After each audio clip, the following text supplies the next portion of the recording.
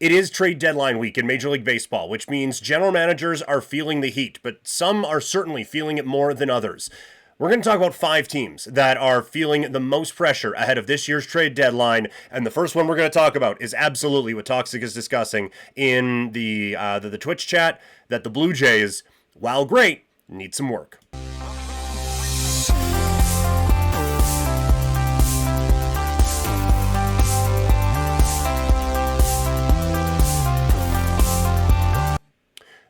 Major League Baseball's trade deadline is basically here, Thursday afternoon. Everyone will have to put their pens down and stop with the trading.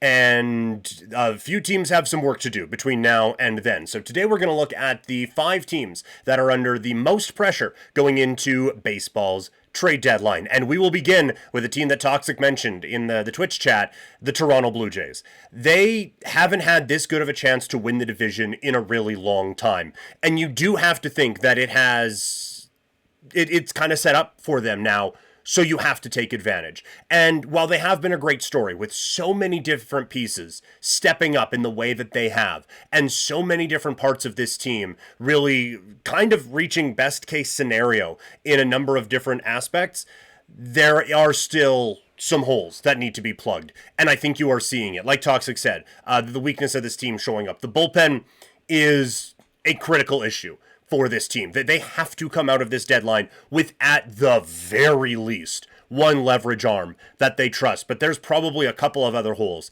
that they need to work on. I think you are also seeing that exactly 5 starting pitchers that you trust is not enough. We haven't had much of an update on Bowden Francis. Alek Manoah is working his way back, but that is not something that I would trust at this point. So there's I think the starting pitching market is certainly one that they need to look at. And you just have to think that at some point, you're not going to be able to rely on back-to-back home runs from Ernie Clement and Joey Loperfido to lead your team to the promised land. So I think that this is the time. Listening to the roundtable with the Athletic Baseball podcast, they were saying, and it feels maybe a little bit glib and a little bit haterish, but it also could be true. This could be the last time in Vlad Guerrero Jr.'s 13-year contract that the Blue Jays have a 5.5 game lead for first place in the American League East.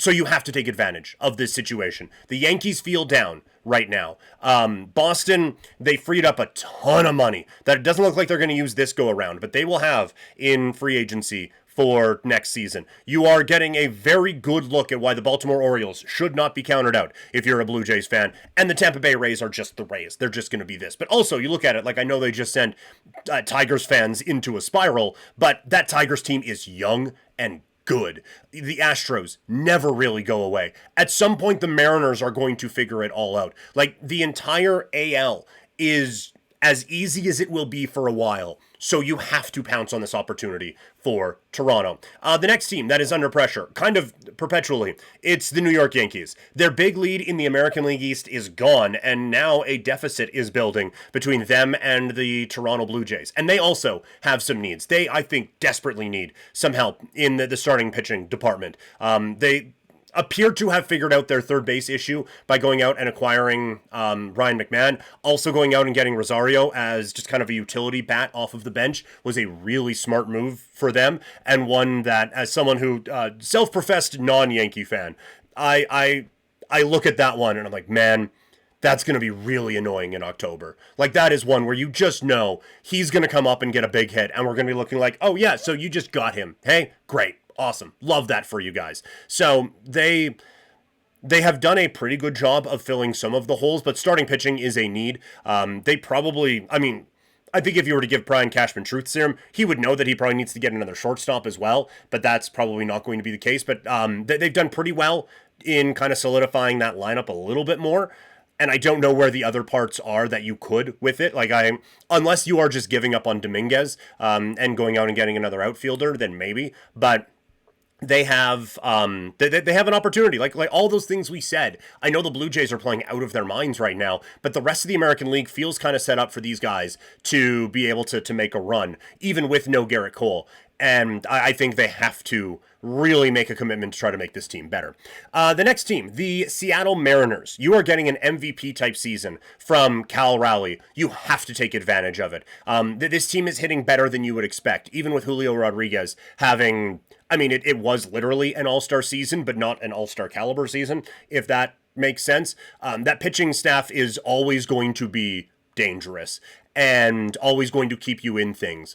And so again, when you look at the Astros, who kind of in this little transition area where they move on from Kyle Tucker, still a very good baseball team, obviously, but when you are getting a season like this from Cal Raleigh, you have to take advantage, I think, if you are the Mariners.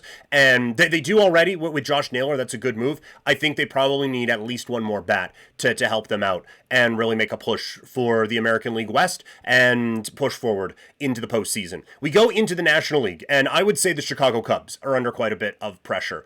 Kyle Tucker is a free agent at the end of the year. This feels like as close to a down year as the Dodgers have had in the regular season in a while.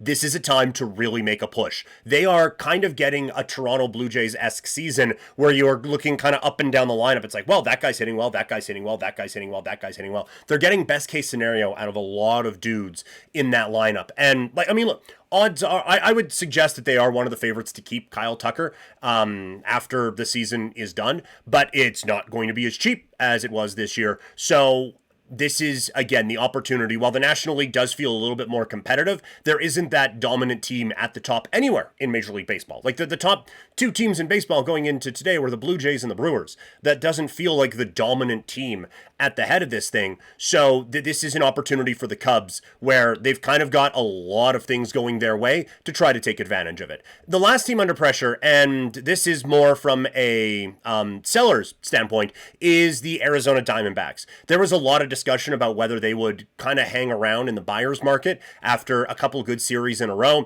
That didn't work out. They got kind of thumped in a couple back-to-back series after that. And now, obviously, they're in the seller's market. With Naylor going out, they have a chance to really decide how this deadline can go. Because, like, they have some fantastic rentals that are available. They get the scare with Suarez the other day, where he takes that pitch off the hand.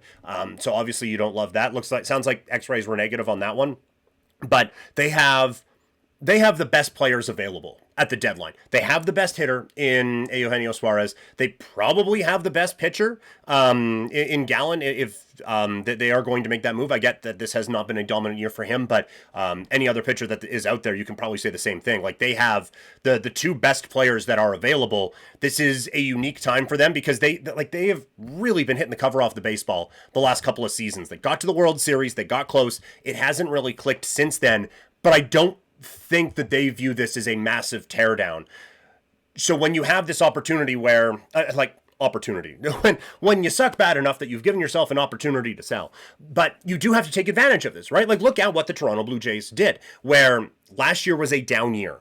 So they sold off a bunch of assets, got a bunch of pieces back, and were able to use those to field a competitive baseball team that is now tops in Major League Baseball at the time of this recording, with bringing in guys like Lo Profito, who's hitting home runs, Will Wagner, who is helping out. That they were able to add some pieces that were going to kind of keep this team afloat and kind of build out that Major League depth going into this season. The Diamondbacks, I think, will probably hope to lend more than organizational depth with the trading of Suarez and Gallen, but they are in a spot where, like, they still have, I think, a pretty good core out in Arizona. Now you can add to it and just kind of rebound in a very difficult division, but they have a chance to really rebound and push forward. So I think that they're in a good spot, but because of that, I do think there is some pressure that comes with it. So that's the list of the teams that are under the most pressure in Major League Baseball going into this trade deadline. Of course, we're going to have more trade deadline coverage throughout the week. Going to look at the teams that should be buyers, the team that should be sellers,